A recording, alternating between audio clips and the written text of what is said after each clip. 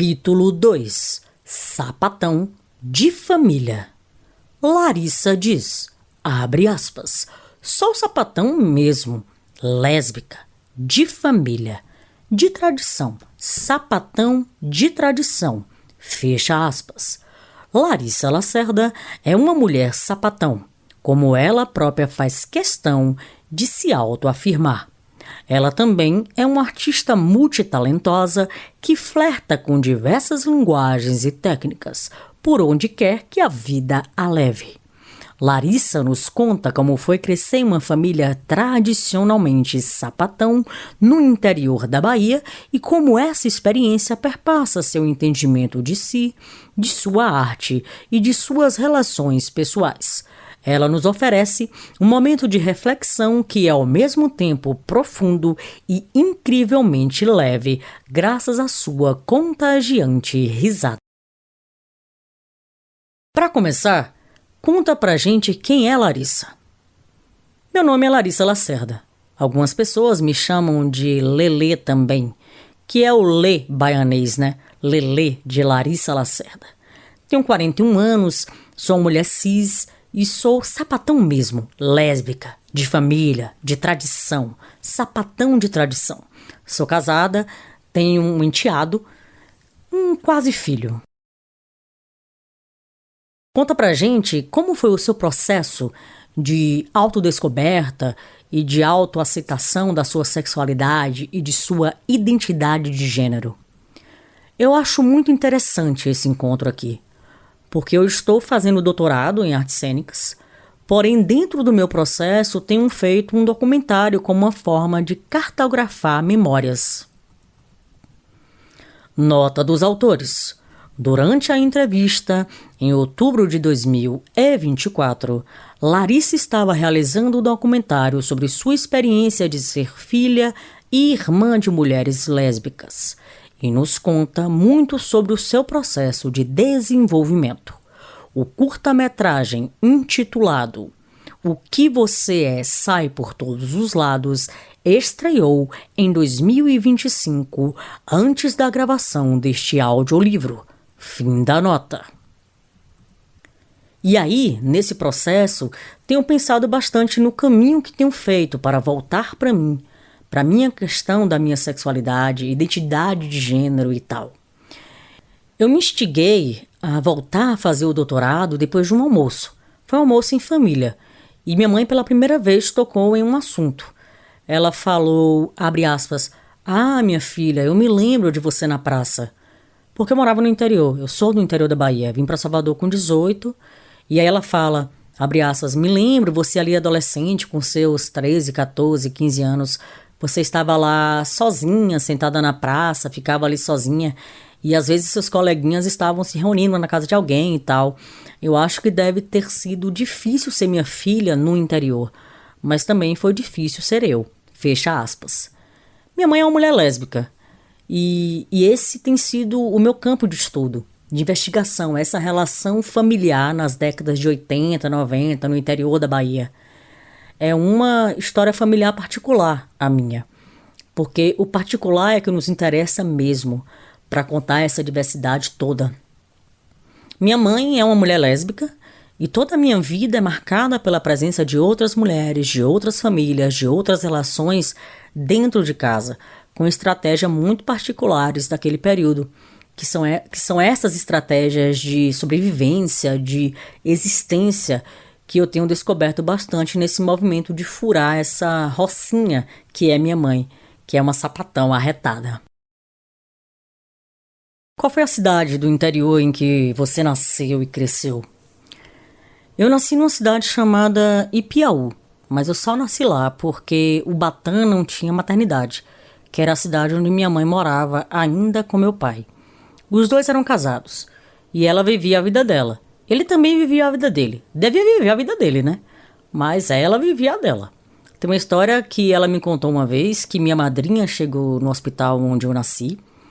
Ela estava em outra cidade, em Salvador ou em Ibicaraí, em outro interior. Aí ela chegou lá, em Piauí, antes de meu pai. Porque minha mãe foi sozinha dirigindo para o hospital. Então minha madrinha chegou no hospital com minha irmã, que é mais velha, antes de meu pai. É isso, né? Difícil. Ubatã é uma cidade muito pequena, eu não sei como está hoje, faz tempo que não volto lá, não tenho família lá. A gente foi para lá porque meu pai, na época, tinha ido trabalhar no banco e tinha essa coisa, né, de ir para o interior. Minha mãe já se formou, era professora de educação física, clássico, e foi para lá e me teve lá. Minha irmã nasceu aqui em Salvador ainda, e eu nasci lá. A gente viveu muito por essa região, Ubatã muito pequenininha, fiquei até os 6 anos mais ou menos.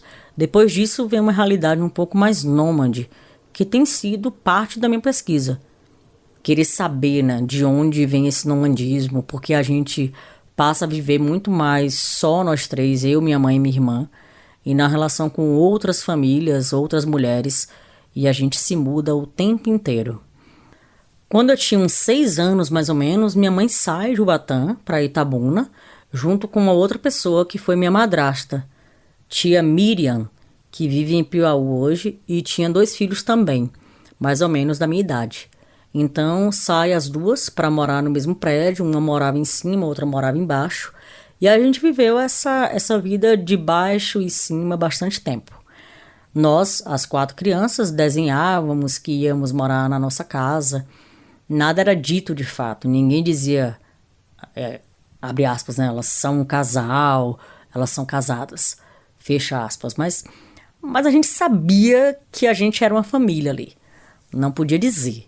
E a gente estudava em escolas diferentes, tinha essa coisa de férias, de contar na sala de aula como foram as férias, mas a gente só falava metade, pois a outra metade não fazia muito sentido, ficava difícil de explicar. É interessante como você se identifica como mulher cis, como mulher sapatão. Conta um pouco sobre o motivo, né, de demarcar essa identidade sapatão. Eu acho que foi um pouco do que eu falei sobre a dificuldade de me enquadrar numa ideia de mulher. Uma expectativa a respeito dessa ideia de mulher, dessa heterossexualidade compulsória que vem definindo o que é ser mulher. Eu acho que tem um lugar de poder mesmo, de marcar esse espaço. E para mim é importante marcar politicamente o lugar da mulher. Você falou que é uma sapatão de família, de tradição. Além de sua mãe, tem outras pessoas que foram importantes na sua jornada como uma pessoa LGBTQIAPN+. Eu acho que minha mãe é uma figura realmente fundamental para minha jornada. Porque, de algum jeito, tudo que eu vivo e que vivi antes de me tornar uma pessoa em processo foi mediado por ela de algum jeito. Pelo exemplo dela, mesmo pelas contradições dela, ela é cheia de contradições. Minha irmã mais velha também é uma mulher lésbica e ela teve mais dificuldades com minha mãe. Então é um processo de culpa. Abre aspas, será que vocês são porque eu sou? Fecha aspas. Tem uma série de contradições e como essa relação entre a gente faz com que ela se libere de muitas coisas. Na primeira vez foi muito violento. Eu virei para ela e falei, abre aspas, você é sapatão, fecha aspas. Foi bem violento e ela estava nessa coisa com minha irmã mais forte, assim. Tem muitas complexidades nisso, mas de algum jeito eu acho que ela é a pessoa mais importante. Essas outras mulheres com as quais minha mãe se relacionou foram muito importantes para mim em outros sentidos. Eu acho que a presença dessas relações na minha vida serviram como referenciais. As pessoas não tinham esses referenciais. Eu tenho, mas o mundo não tinha esse referencial familiar, de possibilidades de histórias, de relações, outros arranjos familiares mesmo. Eu tenho uma tia, irmã de minha mãe, que é lésbica também. Tem uma prima lésbica também na mesma família da minha mãe. Tem uma galera, mas eu acho que essa mediação inicial de mundo, através de minha mãe, foi fundamental. Tem muitas histórias marcantes para mim nos posicionamentos de minha mãe. Eu acho que tinha muito a ver com a luta dela por ela mesma.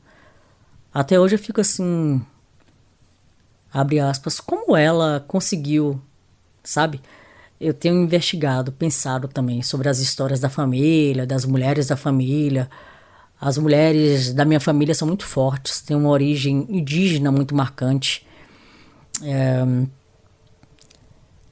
da família de minha mãe, né? Então, minha avó era quem cuidava da casa, dona de casa, do dinheiro da casa, apesar das violências imensas que elas viveram com 13 filhos em Salvador, pobres. Minha bisavó também era essa mulher que subia, trocava telhado, construía. Então eu acho que tem algo aí de uma tradição não branca, não europeia, que se manifesta no desejo também. São 13 filhos que tem na família da minha mãe. 6 mulheres, hoje todas com mais de 60, 65 anos. E elas também têm relação, em geral, com o corpo e com a sexualidade, com uma liberdade que eu vejo pouco nas mulheres da minha geração. Todas casaram, porque era o jeito de sair de casa, mas todas tiveram uma vida bem fora de um esquema moral, que poderia podar os desejos e tudo mais, assim. As héteros e as não héteros, as homossexuais e LGBT em geral. Então, tenho pensado muito como é que chegamos até aqui, como é que ela chega até aqui. Eu lembro de minha mãe no meio da estrada, eu cantando pequena, devia ter 4 anos. Meu pai estava no carro incomodado, deu um tapa. Ela para o carro, ela que dirigia, e diz, abre aspas, sai fora, fecha aspas, no meio da estrada. Largou ele lá e foi embora. Essa é minha mãe. Minha mãe, minha heroína, minha heroína e minha anti-heroína. Tudo ao mesmo tempo, na mesma pessoa, né? Por isso que eu digo que ela é mesmo um negócio. Além das pessoas próximas, havia alguém no audiovisual, na mídia como um todo, que era referência para você entender sua sexualidade e identidade? Música, né, gente? As sapatões todas na música vivendo suas experiências, com certeza. Bethânia, Gal, todo mundo sabia, mas ninguém dizia nada. Simone, Ângela Rorô, acho que a música é um terreno fértil de sapatão, sabe? Eu comecei a tocar muito cedo. Tem um lugar de encontro dentro da arte ainda, de como contar histórias que vem por aí.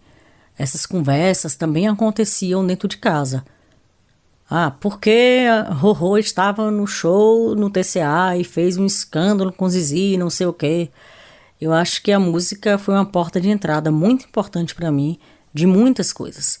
A ópera do Malandro, eu muito novinha, Chico com aquelas histórias que eu também não entendia muito bem, mas de algum jeito vai construindo ali nosso imaginário, de nosso campo de possibilidades, um pouco fora de uma moralidade específica, de um enquadramento específico, né? Os próprios Doces Bárbaros, eu acho que todos têm um papel muito importante para mim, de formação.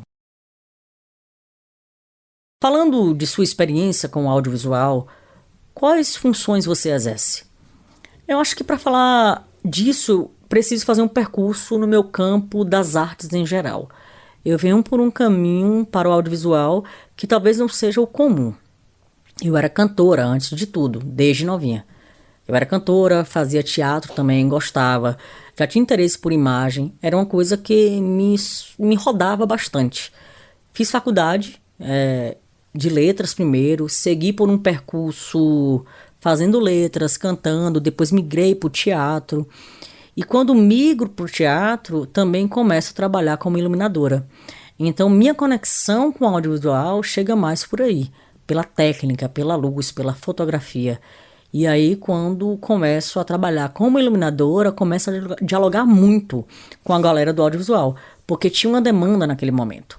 Depois, a minha relação com o audiovisual vai sendo construída, mas em um campo experimental mesmo, que é um campo na relação com o corpo, com a dança, com a performance, e meio que também como atriz, vou caminhando. Eu tenho quase nada de experiência como atriz de fato no audiovisual, fora coisas que eu tenha feito entrevistando, eu mesma fazendo, bem nesse campo independente.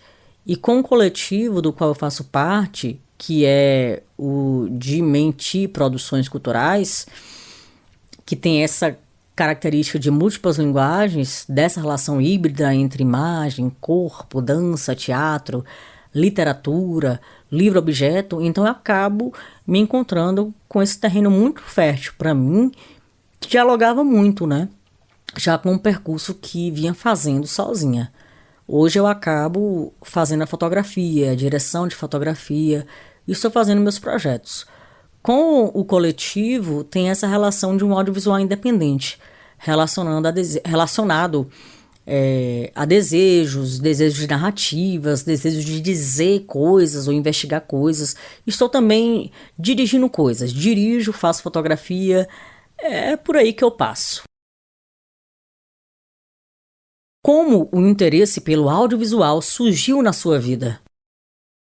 Havia eu comigo mesma e minha curiosidade e meu desejo de fazer alguma coisa a partir dessa narrativa visual. Eu cantava em barzinho, guardei dinheiro, consegui comprar uma câmera, aquelas HD, fazia um monte de coisa com aquilo, mas nada que foi assim levado adiante. Então uma coisa da minha saída do interior do estado, a gente quando é do interior vem para a capital, né? É muito complicado de formarmos os vínculos. Eu trabalhava já no IBGE e fazia letras ao mesmo tempo. Depois comecei a dar aulas de português, então tinha uma questão de sobrevivência que me afastava da experiência artística. Quando comprei essa câmera, fazia um monte de coisa que queria fazer, estudava. Eu sou virginiana, um pouco obsessiva, assim, um pouco. Talvez minha companheira dissesse, abre aspas, você é obsessiva, fecha aspas. Mas eu digo, abre aspas, eu sou um pouco obsessiva, fecha aspas. Porque acho que assusta menos, né? Se digo, abre aspas, vou aprender a tocar, fecha aspas, eu vou aprender a tocar. Ou, abre aspas, vou ser iluminadora, fecha aspas, eu vou ser iluminadora. Ou, abre aspas, vou aprender a fotografar, vou aprender a fotografar. Ou, abre aspas, vou cantar, vou. Então tem um pouco de obsessão. E obsessão por técnicas também. Eu acho que voltar para o audiovisual foi um pouco isso, assim. Voltei a fotografar, fazendo luz já em 2011. Ficava ali estudando junto com quem estava trabalhando, né? Fiquei naquilo até ir fazendo alguma coisa realmente mais profissional. Então, quando fui fazer toca na mão, né? Falei para o coletivo, abre aspas, eu faço a luz, eu faço a fotografia, fecha aspas. A gente fez uma performance de Fábio Osório Monteiro também. Foram 45 minutos de plano sequência, que loucura, 45 minutos de plano sequência, meu Deus do céu. Como suas vivências como pessoa LGBTQIAPN+, e como profissional no audiovisual permeia o seu fazer artístico? Comecei a pensar sobre isso quando fui fazer uma coisa muito autoral, minha, sem fazer pra ninguém. Eu fiz um espetáculo, um solo, e tinha uma urgência ali naquele momento que era maior pra mim, que era em relação com um amigo que tinha se suicidado. Esse amigo era gay e parte desse processo tinha muito a ver com isso. Tinha parte da depressão, com certeza tinha a ver com toda a dificuldade dele de se relacionar com a história dele e com a sexualidade dele no meio disso tudo. Mas eu trato nesse espetáculo isso com muito cuidado. Eu trago muito mais para mim do que para uma pessoa que não está lá podendo falar sobre si mesma, né? Mas eu tento falar por mim para falar dele de algum jeito no trabalho. Então não tem como as coisas estarem desconectadas, mesmo quando elas não aparecem estar diretamente relacionadas, vai passar pelos interesses que a gente tem. Curadoria, a gente às vezes ainda morre nesse lugar da falta de pessoalidade nas coisas, mas a gente se relaciona com as coisas, né? A partir daquilo que nos interessa. Com o Toca na Mão, onde a gente fez músicas e entrevistas com os artistas daqui, artistas da Bahia, a grande maioria da curadoria é de mulheres, muitas são LGBT e outros corpos que fogem um pouco. Então eu acho que de algum jeito passa por aí. Quando a gente vai fazer a curadoria do Festival IC, Encontro de Artes, realizado pela Adbinti Produções Culturais, passa por aí também, né? Por essa relação de outras narrativas que estão fora dessa lógica normativa. Isso nos interessa. Esse ano, 2024, a gente fez o IC perguntando que monstra sou eu? E a gente estava discutindo uma série de coisas. A gente estava discutindo corpos com deficiência, pessoas com deficiências, pessoas trans. Também tinha artistas como Jéssica Teixeira, maravilhosa, meu Deus do céu. O espetáculo Ancés também foi maravilhoso, de Tieta Macau, que é um homem trans que está se entendendo nesse lugar meio monstro. Então eu acho que de algum jeito fica difícil não passar por aí, pelos interesses e identidades. Quando algo é muito hétero, muito falocentrado ainda, a gente que é sapatão fica assim... poxa, que bacana, mas dá esse pulo, né? Pelo amor de Deus. Então, essa questão do falo é uma construção do patriarcado, é toda a partir disso. E fica difícil pra gente. Gente, já foi, já passou, não precisa ficar ali remoendo essa coisa que não tem pra onde ir, não vai resolver. Acorda. O mundo está centrado nisso, no falo. Isso não vai se resolver. Você se resolve com sua estima, com o que de algum jeito está aí. A gente está discutindo isso o tempo todo. Quando é que o desejo de uma autoralidade no audiovisual começa a surgir para você? Eu acho que dentro do audiovisual essa autoralidade está chegando agora, porque minha vida é marcada por sobrevivência também. Eu tenho uma tendência de servir. Eu tenho a sensação de que quem faz técnica faz porque tem um desejo de autoralidade ou porque tem uma característica de servir a ideias. E foi um jeito de sobreviver mesmo. Foi um jeito de dar aula, bem honestamente falando. Quando eu comecei a trabalhar com luz, eu entendi, olha, isso aqui vai me sustentar. Então a minha autoralidade vem nas brechas disso. Ela chega, ideias chegam, eu tenho muitos desejos e muitas ideias para fazer ainda. Mas executar mesmo vem de um processo também. Mais uma vez, a gente também, como mulher, será que tanta gente fazendo que eu vou dizer, abre aspas, posso ajudar aqui? Posso fazer cá? Posso servir aqui? Posso? Fecha aspas. Passa por um lugar de luta. Abre aspas. Espera aí, que agora eu quero falar. Espera aí, já ajudei aqui, já fiz aqui, já dei aqui. Agora deixa eu fazer o meu. Fecha aspas. Por exemplo, o documentário, que é um desejo meu profundo, para mim vai ser talvez a minha melhor maneira de elaborar esse assunto de autoralidade. Porque eu lido com diversas formas de elaborar. Podia estar cantando, podia estar atuando.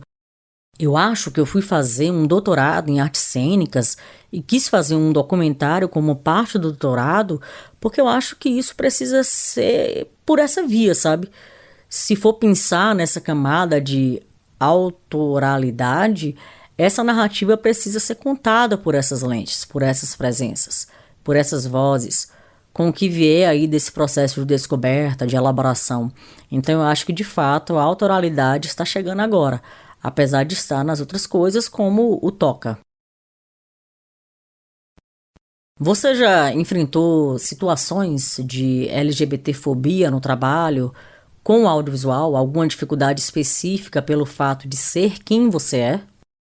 Preconceito, né? Preconceito tem, minha gente, tem mesmo. Fica difícil saber o que chega primeiro. Se é por ser mulher, se é por ser mulher que não performa aquilo que se espera. Eu tenho uma performance fluida também. Dessa sapatonice, tem as estratégias de conseguir as coisas que a gente quer com os homens. Você diz, abre aspas, ótima ideia, essa que você teve, fecha aspas, para a pessoa fazer aquilo que você precisa que ela faça, essa coisa toda chatona que tem. Especificamente em relação a isso é difícil, porque eu acho que me protejo vivendo nesse coletivo que comentei e em espaços que são espaços mais seguros em geral para a gente. Então, eu também tenho um percurso que me coloca muito nesses espaços. O coletivo é um lugar de realização também, onde eu começo a poder realizar mais coisas, né? Mais desejos. Eu não me lembro agora de nenhuma história específica de preconceito, mas tem as demandas energéticas, espirituais, que a gente vive cotidianamente, né?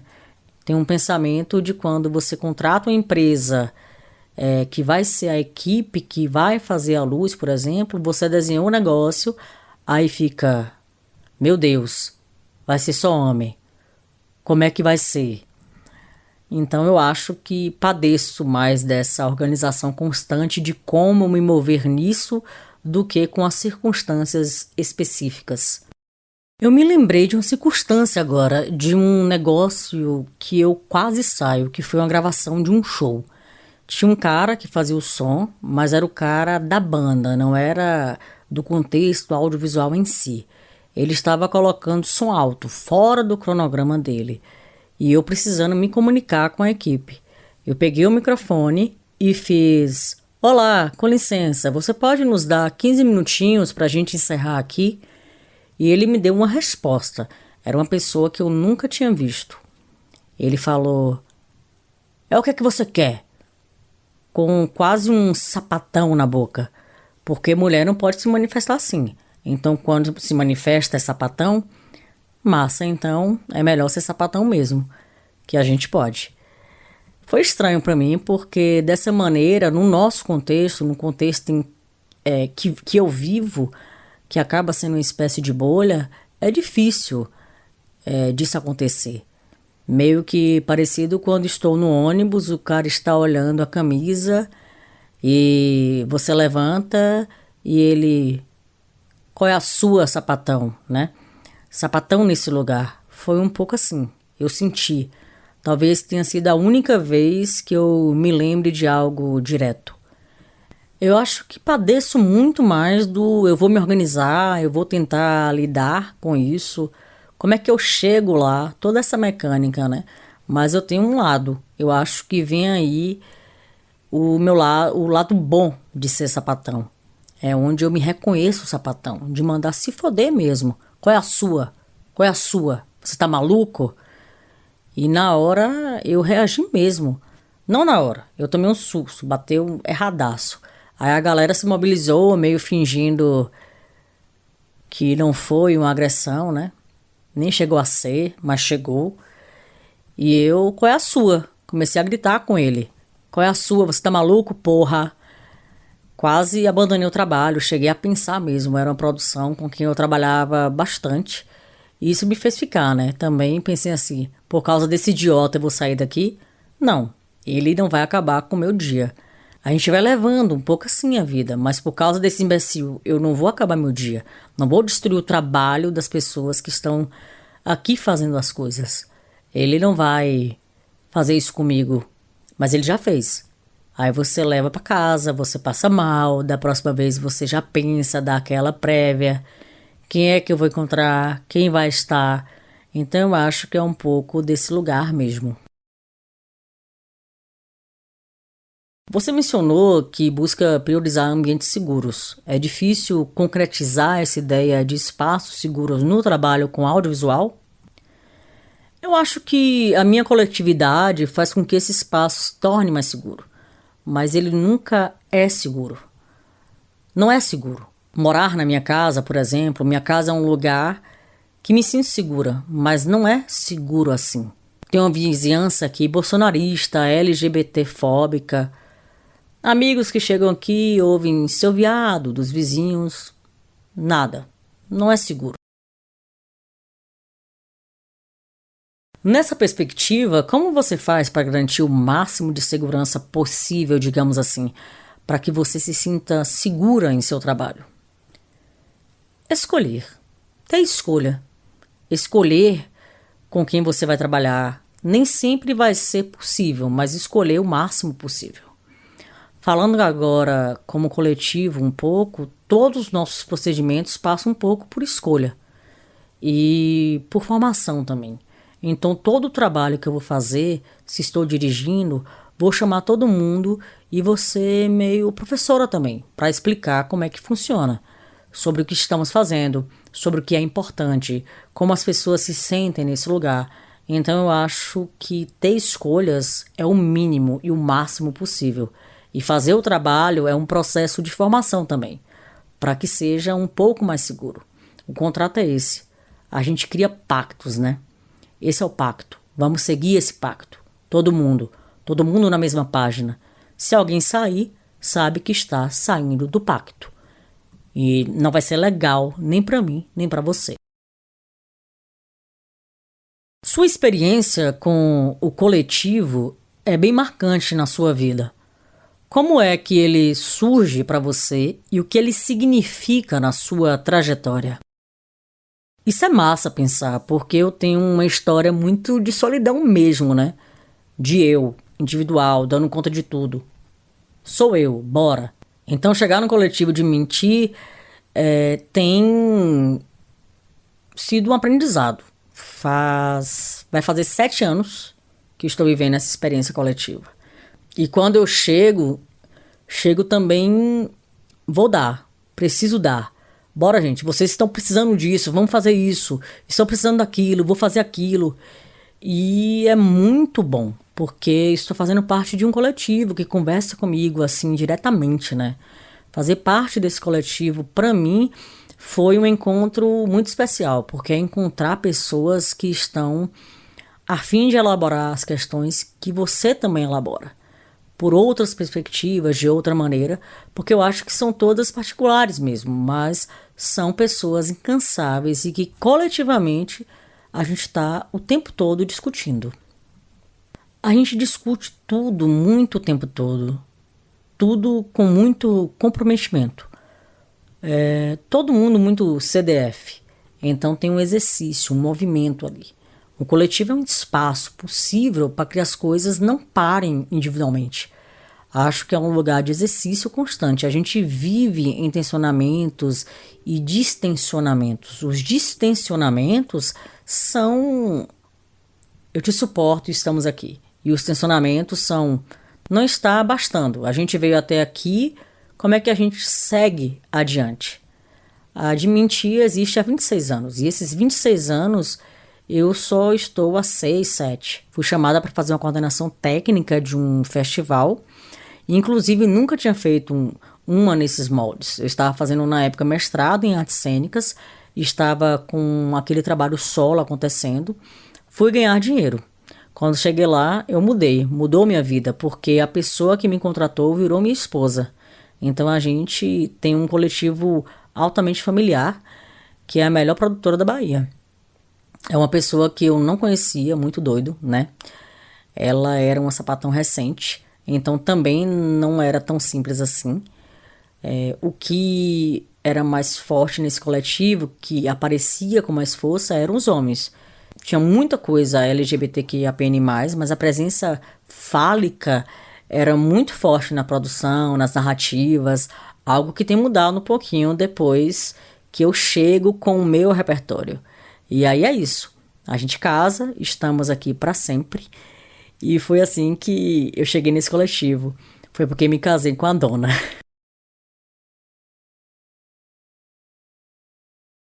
Você mencionou o casamento e o enteado. Como é essa experiência, né, familiar? A gente brinca que eu cheguei com a motinha. Eu andava de moto, claro. Minha mãe andava de moto, eu ando de moto. Cheguei com a motinha, encontrei um ferryboat, entrei com a motinha no ferryboat. Empresa, gata, tudo veio no pacote da Kombi, né?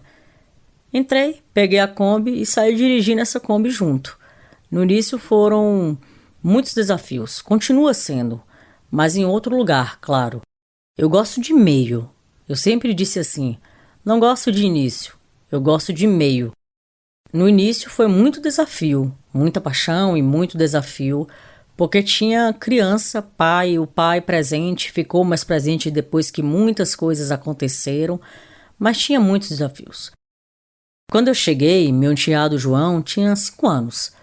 Ele diz, abre aspas, agora já é DL, fecha aspas, depois de Larissa. Porque já tem mais tempo com a minha presença do que sem a minha presença na vida dele. Hoje ele é lindo, eu sou apaixonado por ele. Tinha vontade de ter filho e meio que não tenho mais. Passou um pouco o desejo de criar, porque eu já crio o João de algum jeito. Não é meu filho, porque não fizemos burocracias. Legalmente sou madrasta e esse lugar de ser madrasta é um lugar muito ingrato, porque a sua relação teoricamente é intermediada pela presença de outra pessoa. E diferente de padrasto, a madrasta geralmente é sempre má, de saída. Então tem todo o imaginário em torno disso. Mas isso ainda bate, né? Essa coisa bate e volta. A gente se dá muito bem, João parece muito comigo. É o que é muito louco, porque ele tem umas obsessões também. Tem muita coisa que você vai vendo da criança que é sua. É muito doido isso. A convivência é um negócio muito estranho, muito criador, muito forte. Estar nessa experiência de parentalidade repercutiu de alguma forma no seu desejo de retornar à sua mãe e à história dela? A história de ter mães lésbicas que se repete com seu enteado? Totalmente. Completamente, porque foi aí que eu vi que tinha questões sérias, tive muitas questões, e elas não somem, estão aí. Eu tive processos violentos. Por exemplo, tia Miriam, que se mudou para Itabuna com minha mãe, quando elas se separaram eu não podia falar, não fazia muito sentido. Eu ia para o interior, para onde ela voltou a morar, mas era muito estranho, porque o que eu era dela? Era uma coisa muito. As pessoas me recebiam, eu ficava na casa dela, dos avós ali, todo mundo, mas era uma relação que não tinha nome. Era tudo muito estranho. Eu ia sozinha com 12, 13 anos. O João está chegando nessa idade. E chegou uma hora que não foi mais viável, né? Conversamos um pouco sobre o assunto com outras 2 pessoas participantes disso, que eram os meus irmãos, filhos de tia Miriam, e a gente se considerava uma família, irmãos, mas ninguém falava direito. Então, quando eu cheguei para viver essa relação com a Ellen e com o João, eu pirei mesmo. Eu fiquei, meu Deus, espera aí.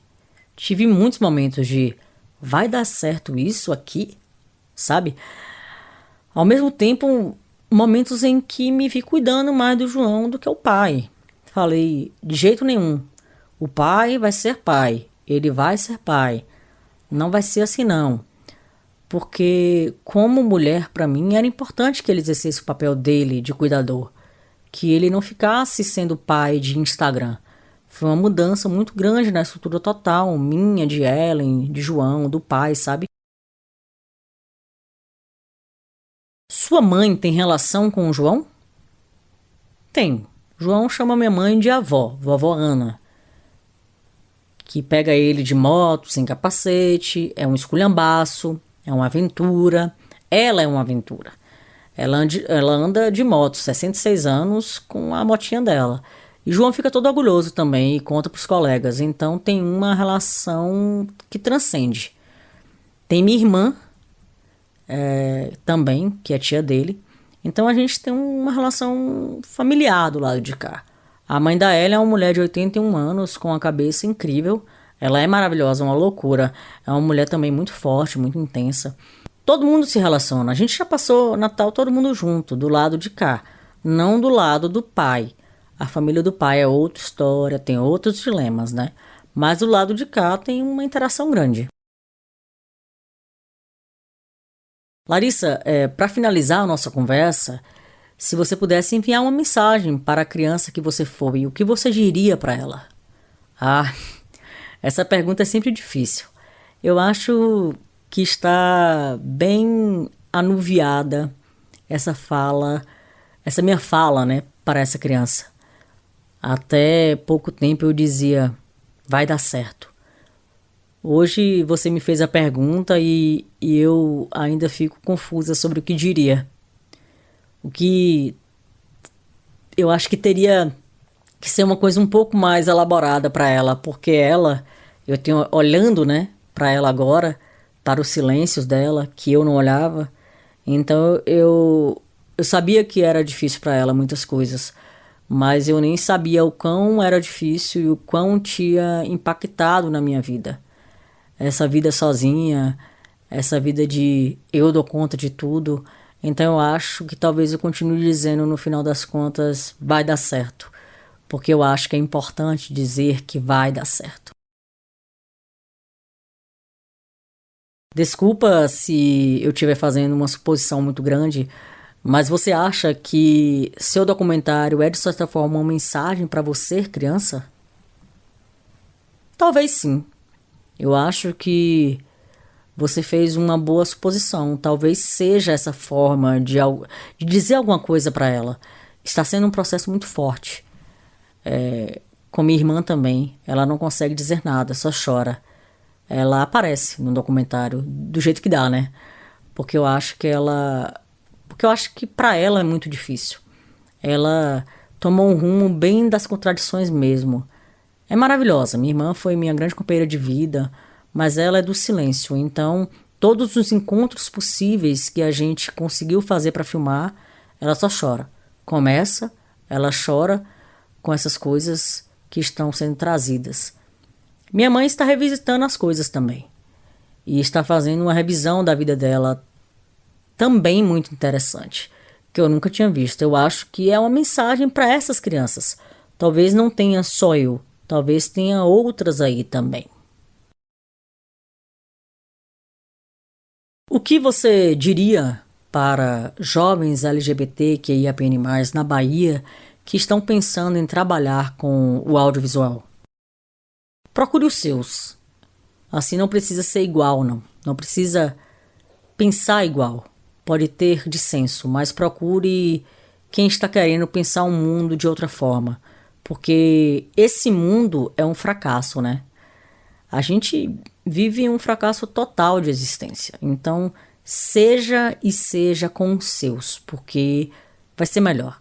Seja porque é importante ser. E procure com quem você pode ser.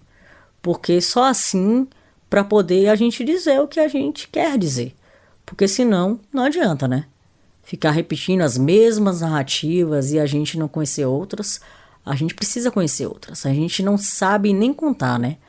É sempre a narrativa de um problema. E não adianta querer resolver demais. Porque a gente tem contradição, a gente vai ter que lidar com isso. Mas a gente nem sabe contar. A gente ainda conta muito a partir de perspectivas que ainda não são nossas. A gente vive a partir de perspectivas que não são nossas. Eu acho que é muito uma questão de tentar encontrar qual é o nosso jeito de contar as coisas. Fim do capítulo 2.